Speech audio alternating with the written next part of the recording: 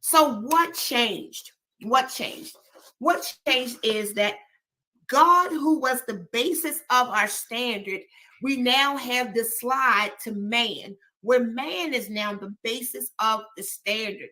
Man sets his own goals, its own code, right? So first, moral standards. When we look at the biblical standards of the Bible, that's what most people operated from.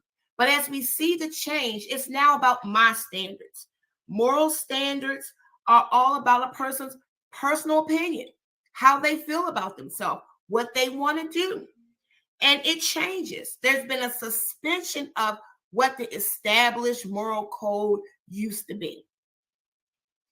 The dependence factor. We were dependent on the unchanging nature of God, right? God is the same today, forever, yesterday. So therefore, there was unchanging standard of God. God's word doesn't change. His expectations doesn't change. But now we move to this independence where we're depending on ourselves, and therefore we have an element of chaos and instability that is in our society today.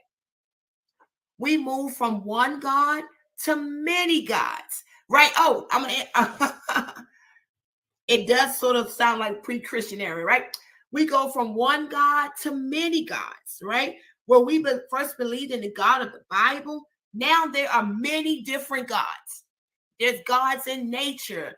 People are finding God anyway. And the interesting thing is, we always say, we quote Romans 10, and 9 about the path to God.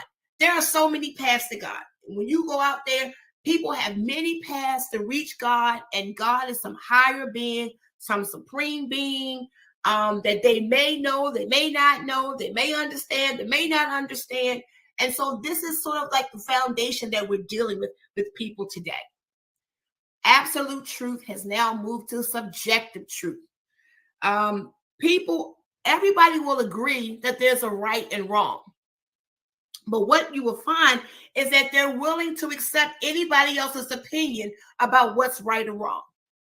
So what I may feel is right and wrong is okay for me. But if you disagree with me, I'm willing to accept your truth, because everybody's truth is subject to how they feel. What has that created? That's created a very non-confrontational environment, a guilt-free lifestyle, right? So even if people don't believe like I do, live and let live, right? So then what does that do for the Christian who many would say that a Christian then is a confrontational religion, because we challenge people on their moral truths and on their standards, right? So that's where we live in. And lastly, community to individualism. When God created his people, he created them to live in community with each other. He established a responsibility for us to take care of each other and how we even treat each other. If we look at even at the 10 commandments, the 10 commandments end with rules on how to live with each other and rules on how to treat each other. But now each person is independent.